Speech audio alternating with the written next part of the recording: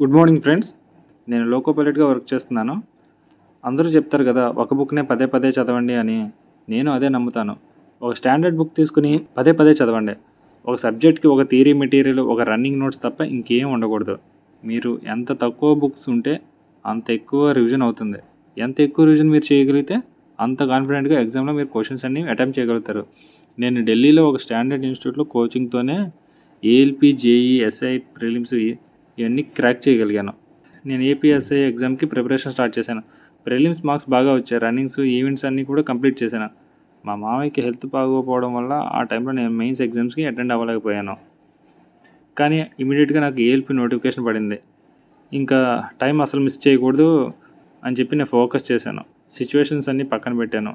నా మరదలు నాకు హెల్ప్ చేశారు బాగా. తను రన్నింగ్ నోట్స్ అవి రాసి పెట్టి నాకు జనరల్ సైన్స్కి సంబంధించిన సబ్జెక్ట్స్ అన్నీ రాసి డిటీడీస్లో కొరియర్ చేసి పంపించేవాళ్ళు. అలా నా ఓన్ స్ట్రాటజీతోనే ఏఎల్పి అండ్ జేఈ క్రాక్ చేశాను. అలా కోచింగ్ ఇన్స్టిట్యూట్లో ఇచ్చిన మెటీరియల్తోనూ ప్లస్ నా ఓన్ స్ట్రాటజీతోనూ నేను ఏఎల్పి అండ్ జేఈ కూడా క్రాక్ చేశాను. నేను ఆర్ఆర్బి, ఏఎల్పికి అండ్ జేఈకి ఏం చేశానో ఎగ్జాక్ట్గా చెప్తాను. యాప్టిట్యూడ్లో ఈచ్ చాప్టర్కి 60 క్వశ్చన్స్ ప్రిపేర్ అయ్యాను. 2 months morning to evening aptitude, evening to night general studies prepare అయ్యాను, general science. Next day again morning aptitude start చేసేవాడిని. ఈవినింగ్ మళ్ళీ జనరల్ సైన్స్, జనరల్ స్టడీస్కి సంబంధించిన ప్రీవియస్ ఇయర్ బిట్స్ అన్నీ చదివేవాడిని. నేను రివిజన్ విషయంలో పక్కాగా ఉంటాను. ఈరోజు 2 పేజెస్ చదివినా కానీ నెక్స్ట్ ఆ 2 పేజెస్ రివిజన్ కంప్లీట్ చేశాకే మళ్ళీ ఫ్రెష్గా స్టార్ట్ చేసేవాడిని. ఇదే నాకు ఒక క్లారిటీ తీసుకొచ్చింది, కాన్ఫిడెన్స్ కూడా తీసుకొచ్చింది. అలా నేను 1 వీక్లో 3 చాప్టర్స్ యాప్టిట్యూడ్ కంప్లీట్ చేసేవాడిని. 2 monthsలో 24 చాప్టర్స్ కంప్లీట్ చేశాను యాప్టిట్యూడ్ని. ప్యారల్గా ఎవ్రీడే ఈవినింగ్ టు నైట్ నేను జీఎస్ మీద కూడా ఫోకస్ పెట్టాను. సో 2 monthsలో యాప్టిట్యూడ్ కంప్లీట్ అయిపోయింది, జనరల్ సైన్స్ కంప్లీట్ అయిపోయింది, జనరల్ అవేర్నెస్ కూడా కంప్లీట్ అయింది. రీజనింగ్, మనం యాప్టిట్యూడ్ బాగా చేస్తుంటే లేదా ఓ మాదిరిగా చేస్తున్నా కానీ మనకు రీజనింగ్ ఈజీగా అర్థమవుతుంది. సో రీజనింగ్కి నాకు ఎక్కువ టైం పట్టలేదు. 15 daysలోనే నేను రీజనింగ్ సబ్జెక్ట్ మొత్తం కంప్లీట్ చేశాను. ఏదైనా ఒక టెక్నిక్ని 10,000 సార్లు డైలీ ప్రాక్టీస్ చేస్తే మంచిదా, సక్సెస్ అవుతామా, లేదా 10,000 టెక్నిక్స్ని ప్రాక్టీస్ చేయడం మంచిదా? ఒక బుక్ని 10,000 సార్లు ప్రాక్టీస్ చేస్తేనే ఫుల్ కాన్ఫిడెంట్గా ఉంటావు. ఒక బుక్ని నువ్వు పదే పదే ప్రాక్టీస్ చేస్తేనే ఫుల్ కాన్ఫిడెంట్గా ఎగ్జామ్లో అటెంప్ట్ చేయగలుగుతావు.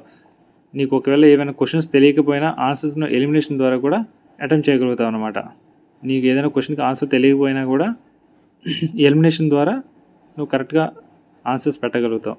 నేను నా యాప్టిట్యూడ్ నోట్స్లో ఉన్న ఈచ్ చాప్టర్ని ఎక్స్ప్లెయిన్ చేస్తాను. అలాగే మీకు నచ్చితే నేను జేఈ నోట్స్ కూడా ఇస్తాను.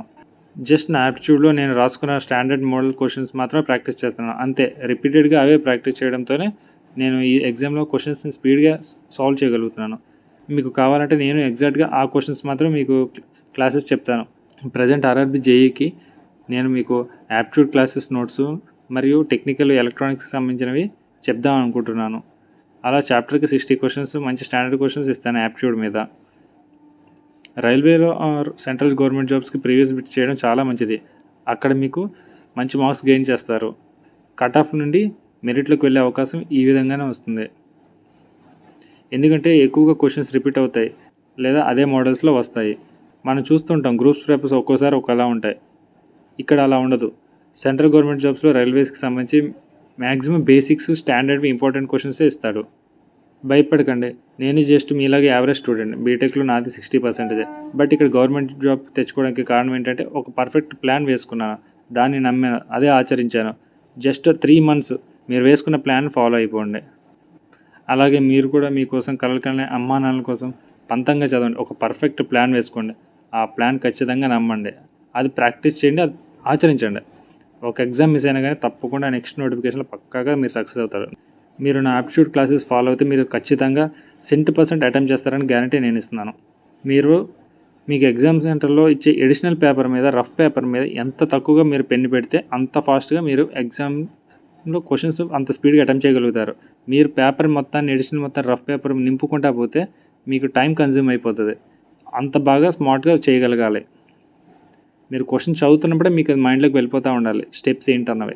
నా క్లాసెస్ మీరు ఫాలో అయితే మీరు కూడా పేపర్ మీద మినిమం క్యాలిక్యులేషన్స్తోనే వర్క్ చేయగలుగుతారు, సాల్వ్ చేయగలుగుతారు ప్రతి ప్రాబ్లమ్ని. నా పర్సనల్ నెంబర్ ఇస్తాను, మీకు ఎలాంటి డౌట్స్ ఉన్నా మెసేజ్ చేయవచ్చు, కాల్ కూడా చేయవచ్చు. బట్ మ్యాక్సిమం మెసేజ్ చేయడానికి చూడండి. ఫైనల్గా చెప్పిన, మీరు ఏదైనా ఒక ప్లాన్తో వెళ్ళండి. అది నా క్లాసెస్ అయినా, మీ ఓన్ స్ట్రాటజీ అయినా, వేరే వాళ్ళ క్లాసెస్ అయినా సరే. అక్కడ ఇక్కడ మారుతూ 10 బుక్స్ పెట్టుకోవద్దు. నేను మీకు రిక్వెస్ట్ చేస్తూ అడుగుతున్నాను. ఓన్లీ 1 రన్నింగ్ నోట్సు, ఒక model papers book, previous years bits, అంతే. ఈ 3 ప్రాక్టీస్ చేయండి. బిట్స్ ఎక్కువ ప్రాక్టీస్ చేస్తే మీకు డౌట్స్ వస్తే రన్నింగ్ నోట్స్ చూసుకోండి. అంతే, ఎక్కడికో వెళ్ళిపోవద్దు. దయచేసి టైంని, నోటిఫికేషన్ని మిస్ చేయకండి ఫ్రెండ్స్. మీరు కావాలంటే నా మార్క్స్ చూడొచ్చు, మీకు ఒక ఐడియా వస్తుంది.